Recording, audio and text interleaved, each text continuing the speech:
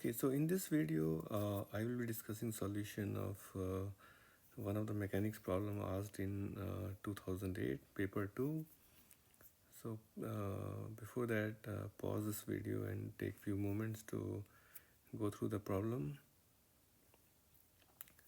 So yeah, so this is essentially a spring block problem, and generally the solution of such a problem is a simple harmonic motion.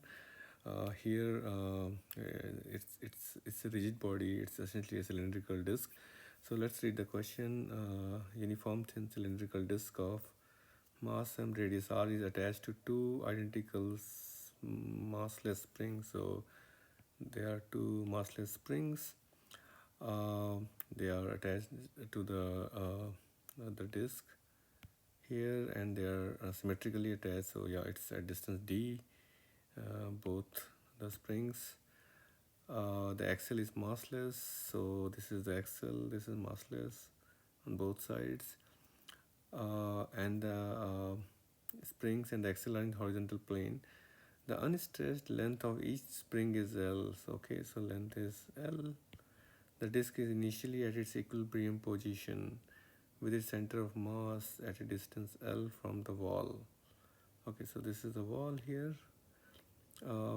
And yeah, so center of mass at a distance L, which is the um, unstretched length of the spring. So basically x is 0, where x is the amount by which the spring is stretched.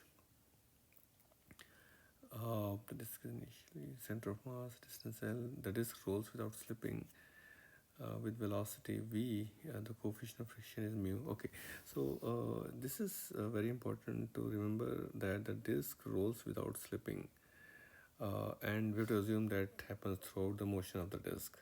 And then they say the velocity is v0, v0 I. So I vector is basically in x direction. And even though they have not mentioned at what point this velocity is v0, but it's I think it makes sense to assume this velocity is at the equilibrium position. So when this disk is undergoing simple harmonic motion, when it crosses the equilibrium position, the velocity of the disk is v naught. Basically, it's the center velocity of the center of mass of the disk.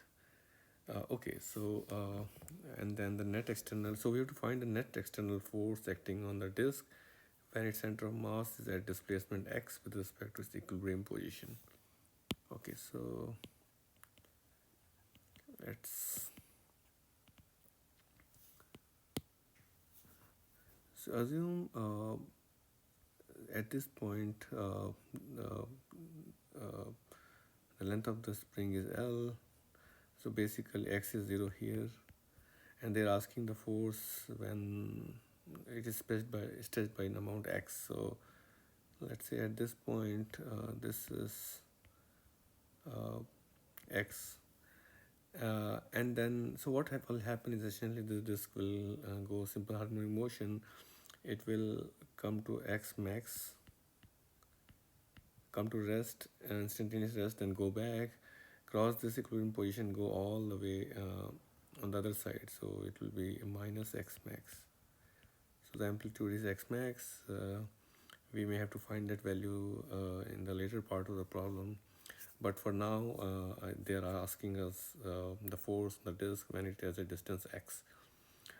So yeah, so we have to draw all the forces now. The obvious forces are spring force, which is kx on both the springs, not both the on both the springs, and then so the spring force is basically the spring force is in the negative direction, and its direction is always such that the spring comes back to its natural length. So that's why it is in the negative direction, negative x direction. Okay, so let's try to show all the forces on the disk. Let's draw the diagram when we see it from the side.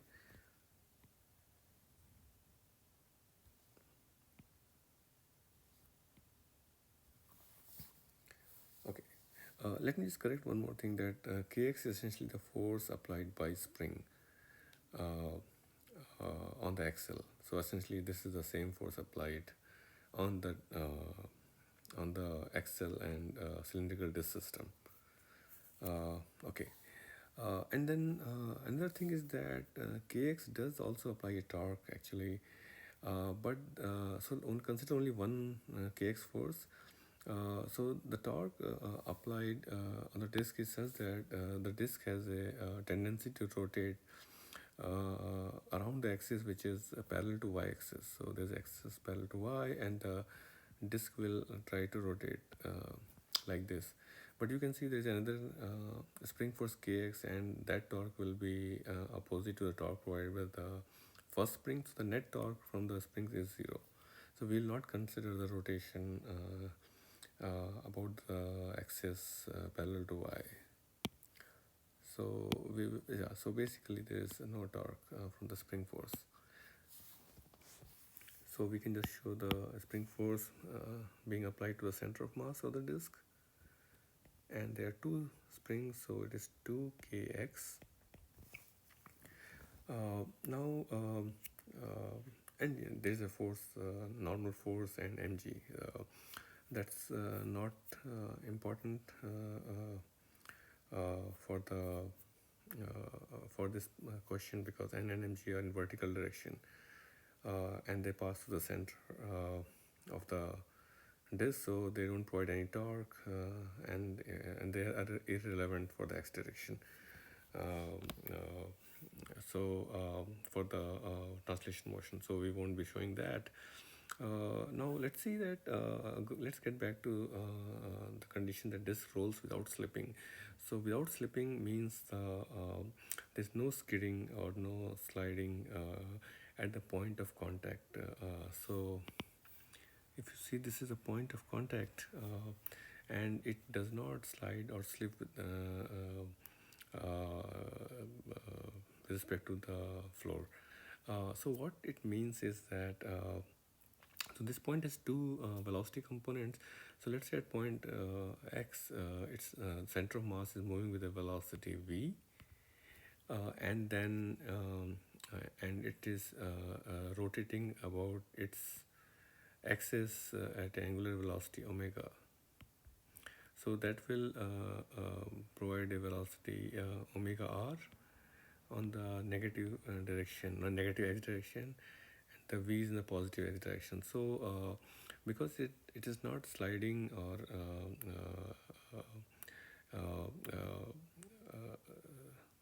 or slipping, it means that it is this point is an instantaneous rest, and its velocity is also, net velocity is zero. So that means v is equal to omega r, and because the rolling without slipping is true throughout its motion, so means this equation holds throughout. And also let's think about the direction. So you can see here that if the velocity v is assumed positive in the x direction, so if we assume v is positive in this direction, you can see that omega has to be clockwise. So if you assume v in the positive x direction, it means omega should be assumed clockwise. And if we calculate and find out if v is negative, then we'll also get omega as negative, because they are related always by radius. And omega negative just means it's counterclockwise. So I'm just want to make sure we understand what is the direction convention we have to use. So if v is in plus x direction, omega has to be assumed clockwise. If we assume v in positive and negative x direction, then omega has to be considered counterclockwise. So here we'll assume plus x, basically positive in x direction, and omega to be clockwise. Okay, so now the question is, who will ensure that the disk rolls without slipping? So you can see that when the disk is at distance x, there's a 2 kx force acting on the negative side. So what essentially it does is it is slowing down the disk. Acceleration is basically negative here. Uh, Another thing I want to say is that because v is equal to omega r, and it also means that if you take derivative, a is alpha r, where a is the acceleration of the center of mass and alpha is the angular acceleration. So because the a is negative in this configuration, so a is negative, it also means alpha is negative as well. So what it means is the center of the translation velocity of the disk is reducing, uh, and which makes sense because it will continue to reduce till it becomes 0 at x max. So when it is reducing, the angular velocity also has to reduce because v equal to omega has to be maintained at all times. So there has to be a negative angular acceleration. And negative just means it's counterclockwise, as we discussed. Basically, something has to provide a torque counterclockwise direction, and if there's no such torque, then the point of contact, right, will cannot ensure rolling without slipping. So the static friction is the one which provides such torque.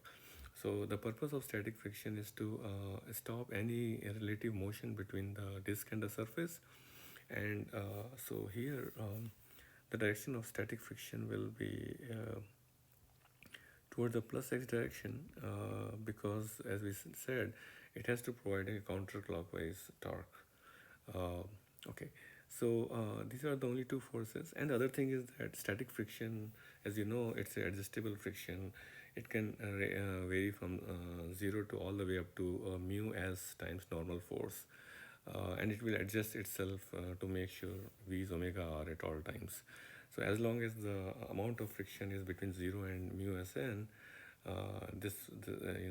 pure rolling can be guaranteed. But if the required friction is more than mu sn, then pure rolling will stop at that point. So I think we will use that concept in the later part of this problem. So for now, we have shown all the forces in the horizontal direction, and let's write the equation for the translation part of this motion, which is F equal to ma, and we have, so the positive x direction is here, so Fs minus 2kx is ma, and for the rotational part of the motion, about the axis passing through the center of the disk like this, it is torque is I alpha, and torque is Fs times R equal to I alpha. We already know that A and alpha both will be negative. Anyway, so I is half mr square for a cylindrical disk, and then times alpha FSR, and A is alpha R, so we can eliminate alpha here. So if you simplify, you will essentially get is ma over 2.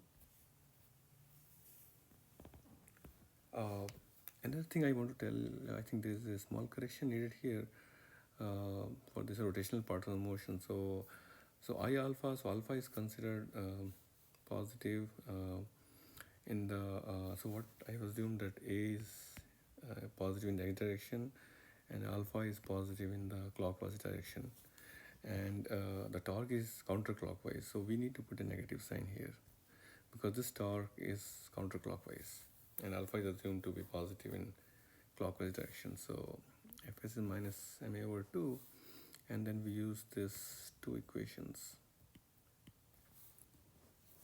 to eliminate ma.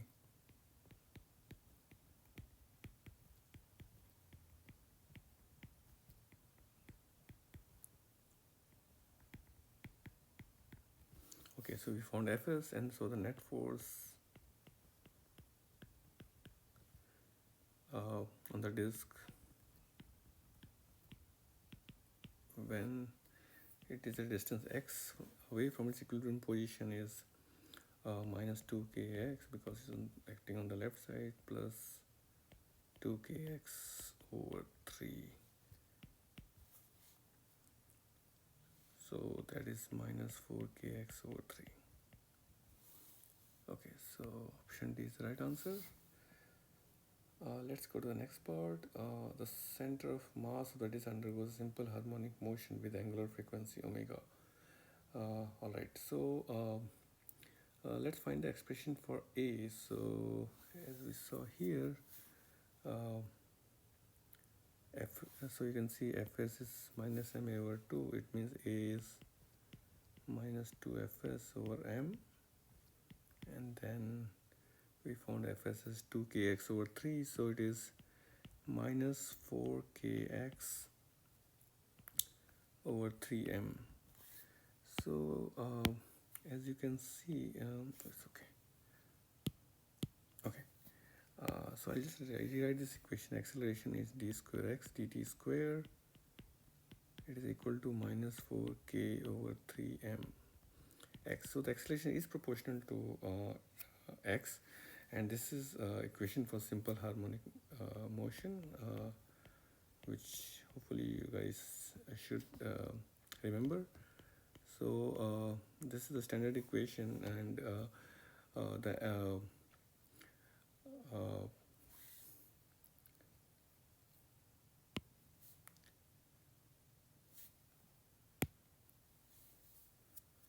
I think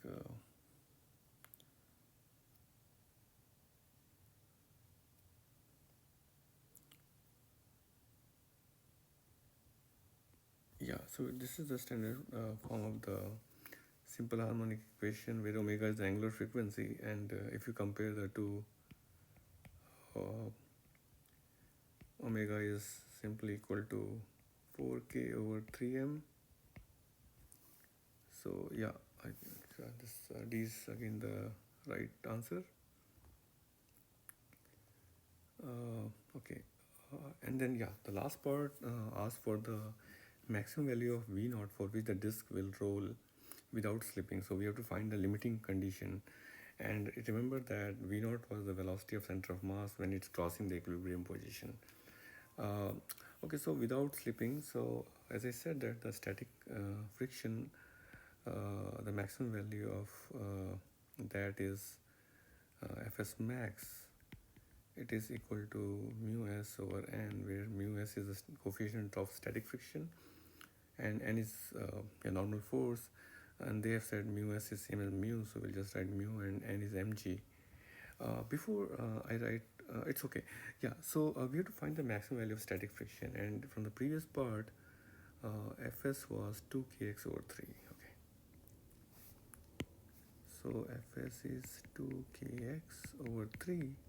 So you can see that it's depending on the position of the center of mass, and if you plot Fs as a function of x,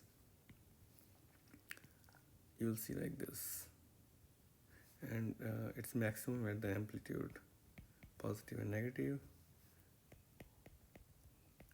So you can see that the magnitude of Fs is varying as well as the direction. So it's a self-adjusting friction, and at all times it is preventing relative motion between the disk and the surface. So yeah, so for the maximum friction, we'll consider its position at x max, because it's dependent on Fs is dependent on the position. So basically Fx max, which is mu mg, should be equal to 2k x max over 3. So now what is remaining is that we have to relate x max to the velocity.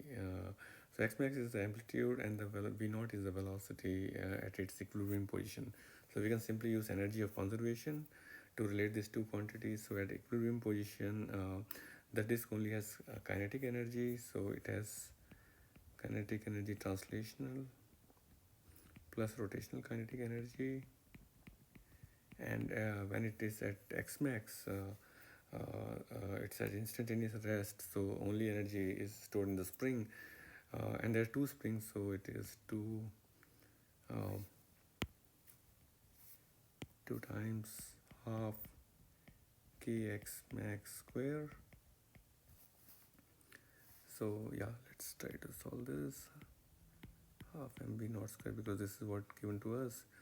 Rotational is half I omega square, and I is half mr square, and then omega square is v naught square over r square, because v is omega r, and this is equal to kx max square. uh, this becomes 3 over 4 mv naught square kx max square. So I'm going to solve these two equations to find the v naught max. So basically this v naught is actually v naught max, because for this v naught the static friction is equal to mu s n. Okay, so I'm just going to solve this equation. X max 3m 4k v naught, and then I put it back in the first equation, 2k over 3.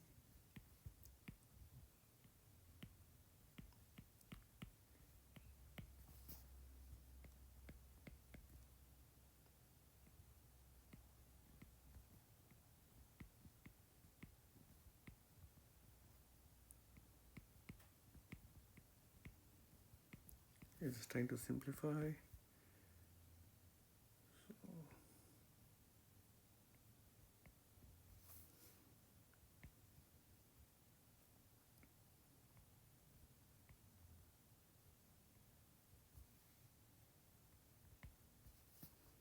Okay, so I think I get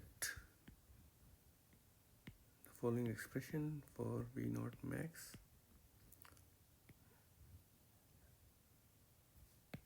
Mu g3m over k, mu g3m over k. Yeah, so C is the correct option. Yeah, so I think we have solved all the parts for all the yeah, for this particular question. And yeah, so I think yeah, it's spring block problem, just that it's a rigid body with which has both the translation and rotation motion, and it's a pure rolling problem. So you use v equal to omega at all times, and yeah, use static friction. So yeah, and then we are able to use energy of conservation, because static friction does not do any work. The network done by the static friction is zero. The other thing I want to highlight is that sometimes people think static friction hinders the translation motion and aids rotational motion. It's not correct always. It can be other way also. Like for in this particular question at distance x, the force of static friction is actually helping translation motion. It's trying to provide a positive acceleration, and it is hindering the rotational motion.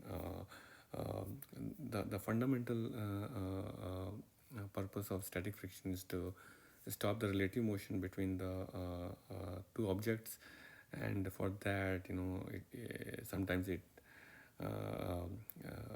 hinders the translation motion, helps the rotational motion, or sometimes it does other way. So its fundamental job is to stop the relative motion. That's what you should remember. Yeah, that's all.